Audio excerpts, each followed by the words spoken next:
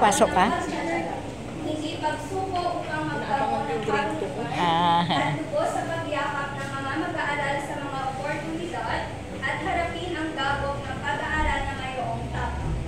Ngunit, hindi maisasakatuparan ang lahat ng ito kung wala ang pagsuporta at pagpapatnubay ng ating minamahal na mga magulang, pagtatsaga at pasensya ng mga guro, at punong guro, determinasyon sa puso at isip ng mga mag-aaral, at higit sa lahat ang patnubay ng ating Panginoon.